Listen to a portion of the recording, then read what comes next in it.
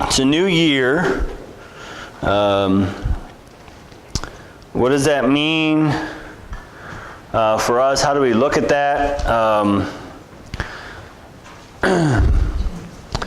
You can see that in many ways, this new year has almost like a blank slate. Okay. Now it's not completely blank because tomorrow you have to wake up and go to work, or tomorrow the mortgage payment's going to be due because today's Sunday, so it'll be due tomorrow. On the 15th, the car payment's going to be due, and on the 3rd you have surgery. And so there are some things that are going to happen this year that you don't necessarily have control over, that you just have to do. But in many ways, this new year has a lot of potential in it that you don't know what's going to happen. And one of the things we don't want to do is we don't want to kind of just sit in the past and look back and just say, wow, how great that year was, or how bad that year was, because there ain't nothing we can do about that. Okay? As I've said many times, the universe never stands still. It never goes backwards. It's constantly moving forward. And therefore, as elements in the universe, we can't stand still. We can't go back. We have to move forward. And so this is the day that we have, I looked it up this year. I think it was 56 AD was the first year that the new year was celebrated. So for almost 2,000 years, we have been celebrating this day as being a new year. Somewhere, some scientists decided that this is the day that the year becomes new. And I haven't done a whole lot of research on it, so I'm not going to argue with him, and I'm just going to agree that today means it's a new year. Mostly because my phone said so. I don't have a calendar because it's not 1984 anymore. So I looked at my phone. Now, I'm sure some of you might still have calendars. Yeah. It's okay. Jessica still keeps her little calendar in her purse. Writes things in it. Like, seriously, just type it into your phone. It's so much easier. You gotta look at your phone. But then you have to look at your calendar. No, because my phone beeps when I have something to do. I have to constantly look at my calendar and say, oh, what am I supposed to do today? Oh, my phone just beeps. Says, oh, Bible study is in 30 minutes. Great.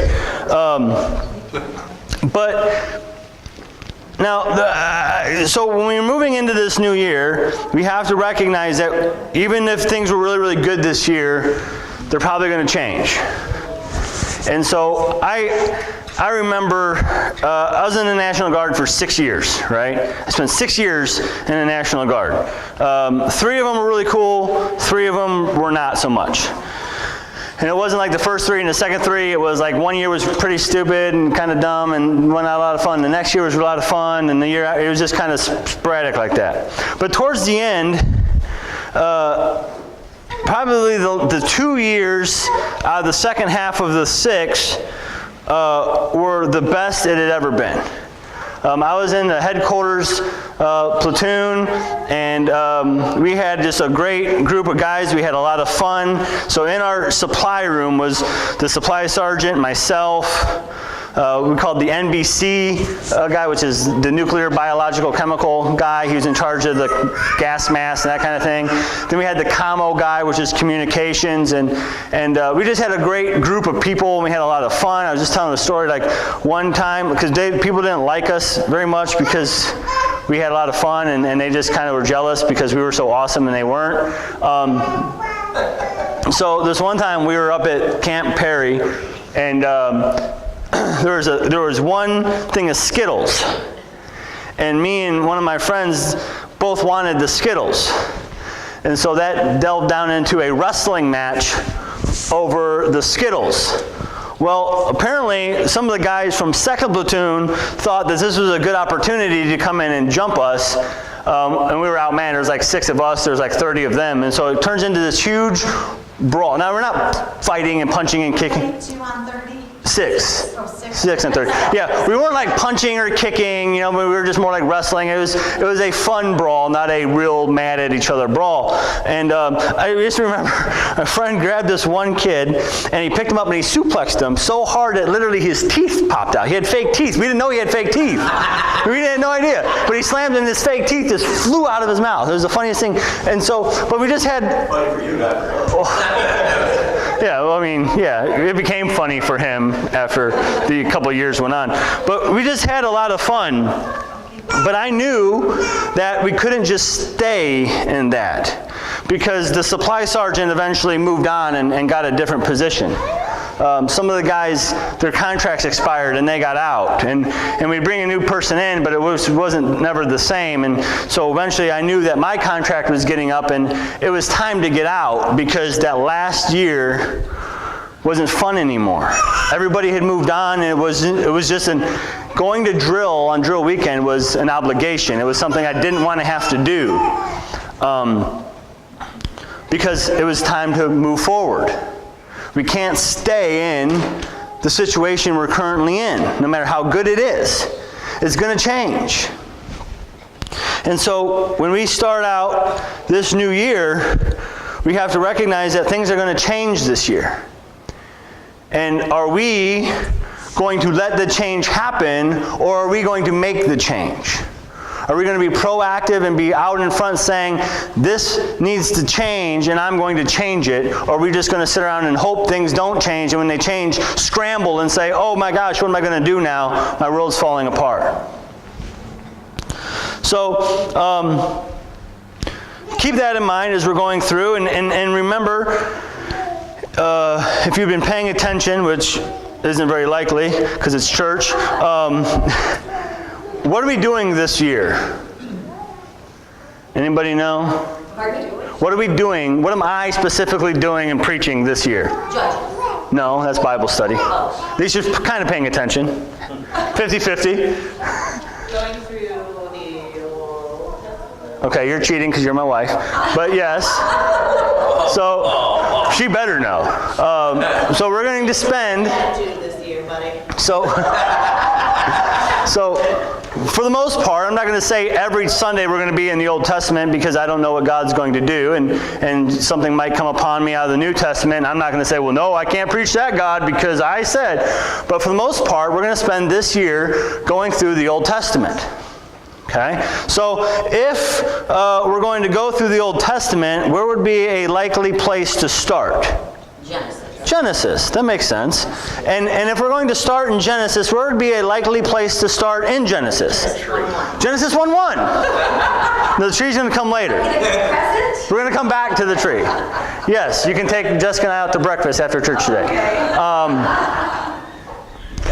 So, don't worry, Rick, you're off the hook. Chris is going to do it. So, when we...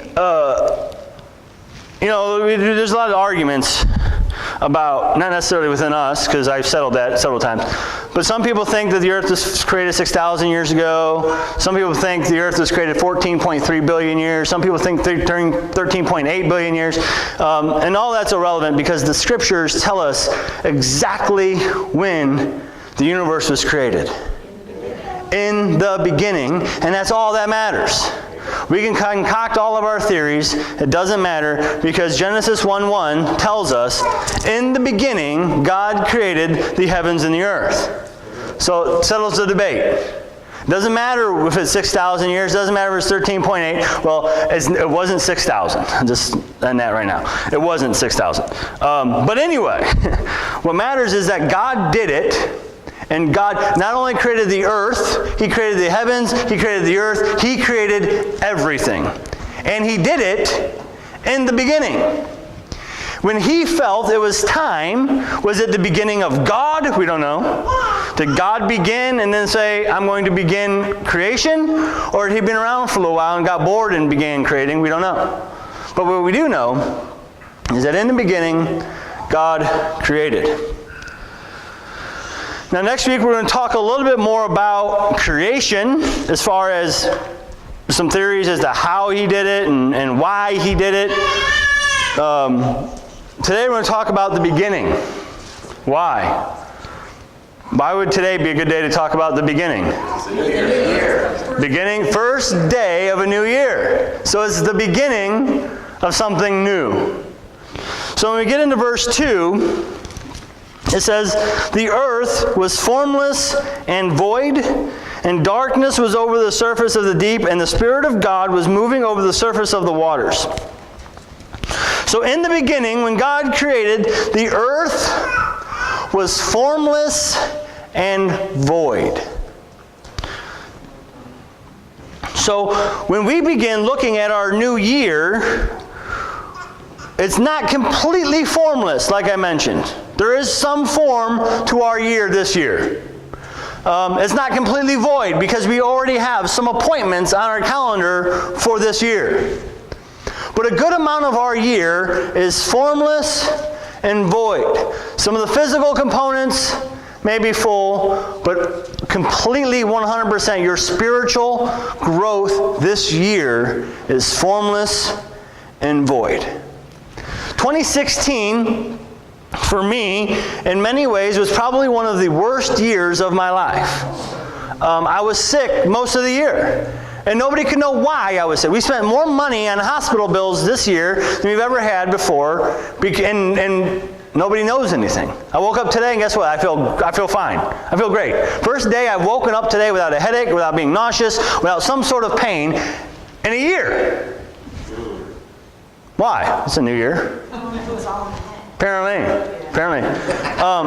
But 2016 was also one of the greatest years of my life because I grew more in my understanding of my relationship with God and God's relationship with me than I've ever had in any other year combined.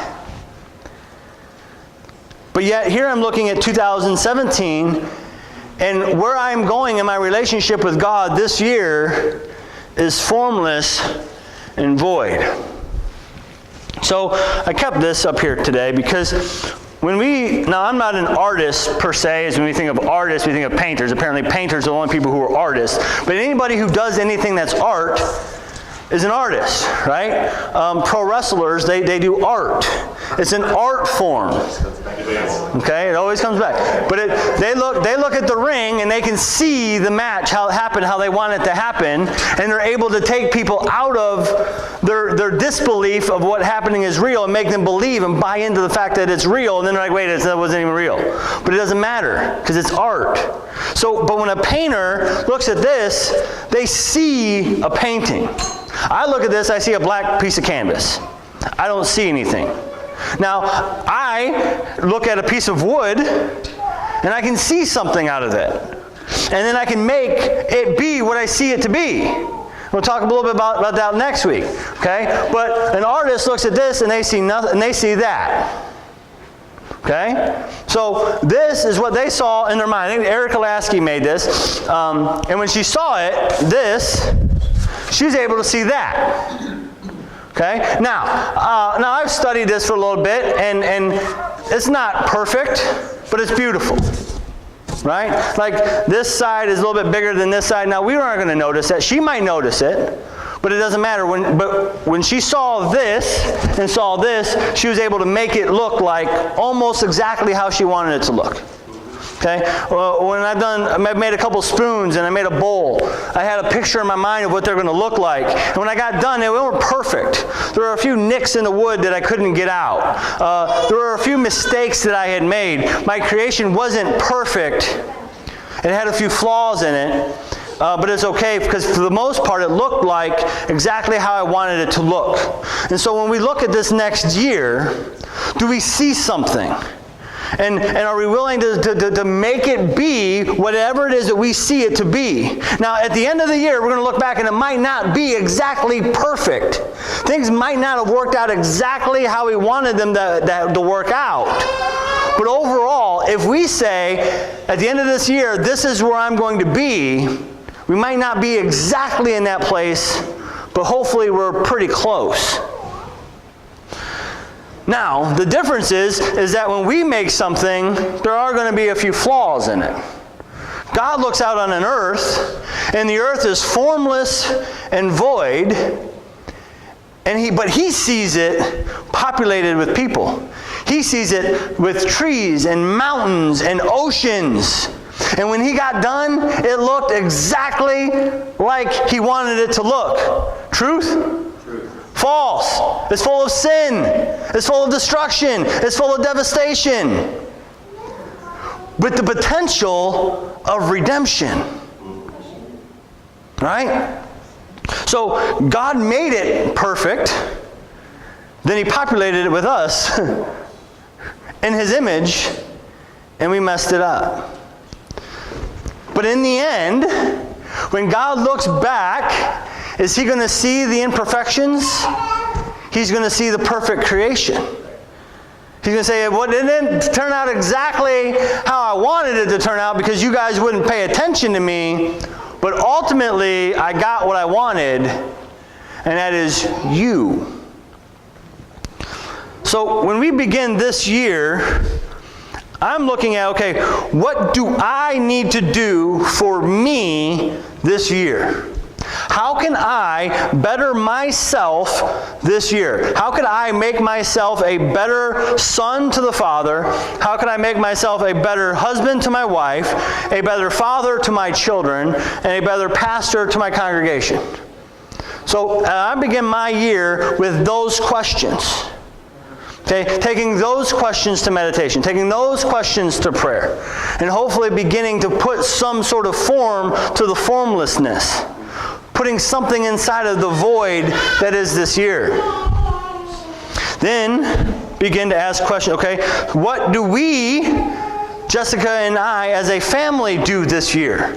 What can we do this year to better ourselves going into next year? And one of the things that we've decided is we're going to spend just about every penny we have this year to pay off as much of our debt as we possibly can, so next year, hopefully we are as debt-free as we can possibly be.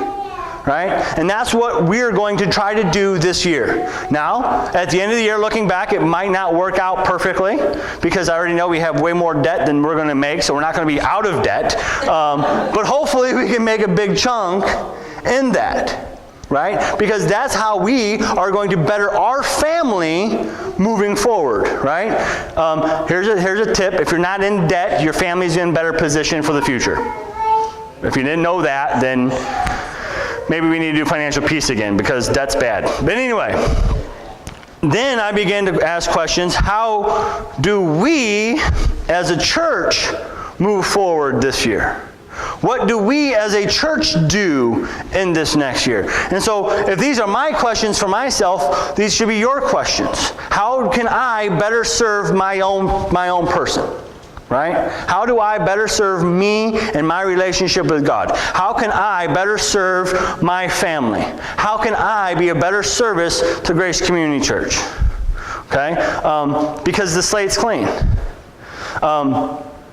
Sometimes we add things, sometimes we take things away. Some people thought 2016 was a down year for the church because 2016 was the first year in a really, really, really long time we didn't do a candy sale at Easter. 2016 was the first year in a really, really long time we didn't do a cookie sale at Christmas. And people thought, well, see, we're going in the wrong direction. But we, as Grace Community Church, took care of more people in our community this year than we've ever had before. We paid more bills, bought more groceries, and provided a real chance at regaining a life to more people this year than we've ever had before. We made a lot less money as a church, but we spent a lot more doing ministry. That's growth. A lot more of the money that came in went out to the purposes of doing ministry. So 2017, we already know that 2017 is going to be the first year in 4 years that we don't have a community garden. That's going to go away this year. Is that a bad thing? No. It's just over. It's time for it to go away and move on so that way that thing can be filled with something else. We're still going to do backpacks, but hopefully we're able to join up with Taste of the South and become part of something bigger and have a bigger impact doing it that way than the way we were doing it. Us as individuals, this may be the year where God says to you, you need to engage and get actively engaged in what's going on and doing the ministry. Now remember, active engagement in ministry is not going to church on Sunday. Okay, that's just being a person. Being actively engaged. How am I going to be actively engaged in the ministry this year? Okay? What am I going to do to take the message of Jesus Christ out into the world? Okay? Now, once again, remember, when I say the message of Jesus Christ, I'm not talking about how are you going to go out and tell people about Jesus. I'm talking about how are you going to go out and show people Jesus. Okay? Actually do what Jesus did. Not just go out and tell people what Jesus did, but actually go out and do what Jesus did. Okay? This year is full of possibilities. It's full of potential. There are times where people go through and God says to them, it's the time for you to disengage. I'm going to pull you out of what's happening in the life of the church because I need to work on you. And you might go through that for a season where you're not necessarily engaged. And God's working on you. He's crafting you. He's recharging you because there's going to be a day where He's going to plug you back in. Okay? We had, like I was talking about, the candy sale. The candy sale was a lot of fun for many, many years. But, you know, it was just one of those things where Kate did it, and Kate said, listen, I can't do this anymore. I've been doing it for years and years and years. Does somebody else want to do it? Nope. Okay.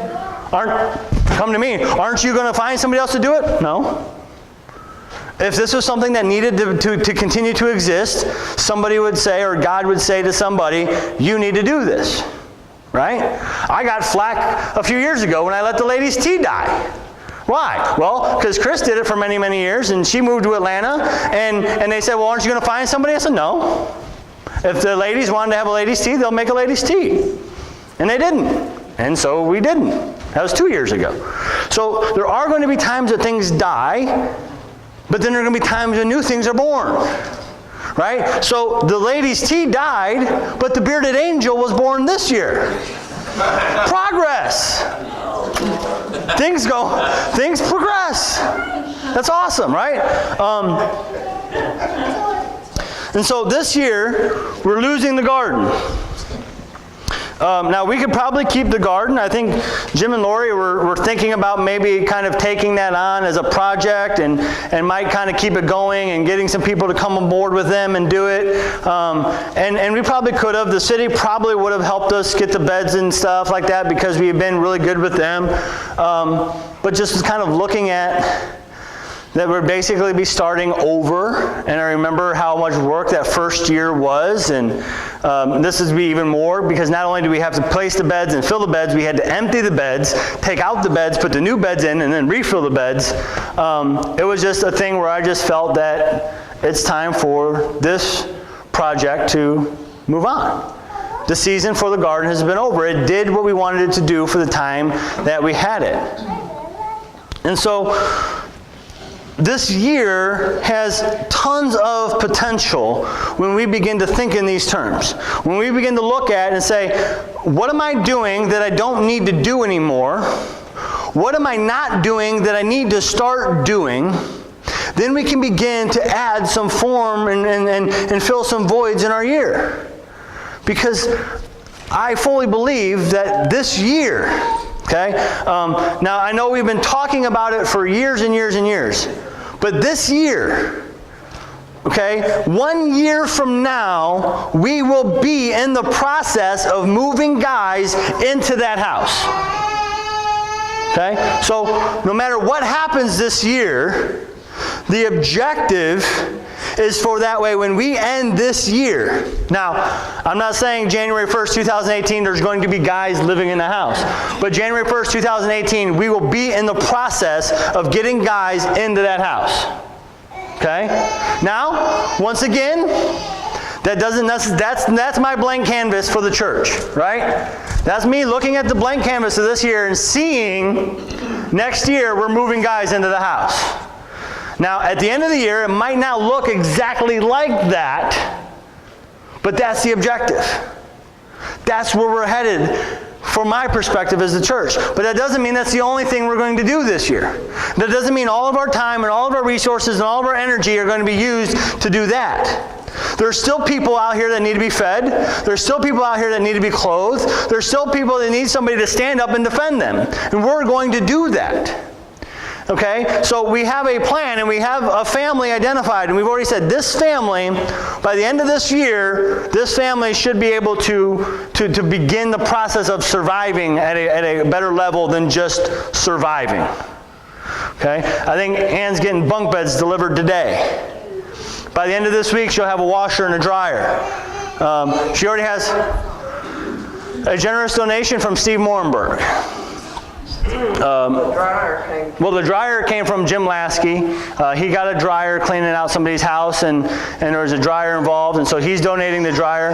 But Steve Morenberg made a generous donation to the church for this type of now he gave us more money than this family needs. But he didn't give the money just for he gave us this money to use for this type of ministry for this year. And guess what? Next year he's going to give us the same amount. Okay? So bunk beds are being delivered today or soon? This afternoon, but he's not here this morning. Okay. And then we're going to get a washer to her this year. She's no longer going to be, hauling all the kids and all the clothes to her mom's house or washing the clothes in her sink. She's going to have a washing machine and a dryer in her home. Okay? And continuing, not because here's the thing. We started out with this family that had some physical needs. They had no furniture. They had no beds. They had none of this stuff. And then we started doing this, but then we started to get to know them better, and we started recognizing that there are some other things, deeper seated issues that have caused these problems that we could help with. Some spiritual issues that we need to be addressed. Some personal things that we can help get them engaged with getting over and moving forward. So that way we're not just giving them stuff, we're giving them life. We're teaching them and helping them get to be able to live. Okay? And so we didn't identify this family last year. This is just something that came up. Around Thanksgiving time, we got introduced to this family. So that's something that we don't even have on the blank slate we're looking at.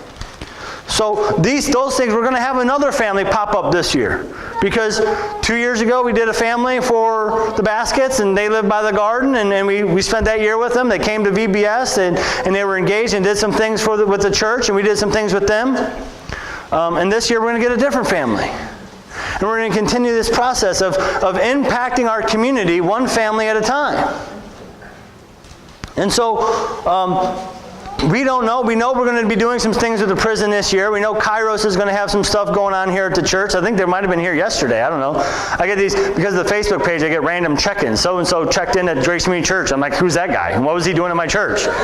He might have been here for Kairos. I don't know. It might have been one of their board meetings. But we know we're going to be doing some stuff with the prison this year. We don't know what it's going to be, but I know one day Ann's going to come walking into my office and says, hey, we got this opportunity to do this with the prison. We need to do it. Okay, sure. It's not on the painting of what this year is going to look like, but we'll draw it in. We'll add it in. Okay, so as we begin this year and going through this year, ask the questions for yourself. Make this year be what you want it to be. What do I need to do for me this year? What do I need to do for my family this year? What do I need to do for Grace Community Church this year? Okay? So that way you're not reacting, you're acting. What would they say that? It's a better proactive instead of reactive. We're standing up and saying, this is what I'm going to make my year be. I'm going to get that promotion. I'm going to get this thing. I'm going to pay this bill off. I'm going to do this. Okay? I'm going to do for my family, as a family, we're going to make sure that this is done at the end of the year. As a church, at the end of this year, this church is going to make sure that we're in the process of getting guys in that house. What role are you going to play in that? How are you going to help that happen this year? How are you going to help us find a family this year and say, hey, this is the family that we're going to take under our wing this year and make something happen for? In the beginning, God created, and the earth was formless and void. God gave us another year. What are we going to make out of it? It's the beginning of the year. What are we going to create? It's formless and it's void in many ways. What are we going to make out of it? Who are we going to be this year? Amen?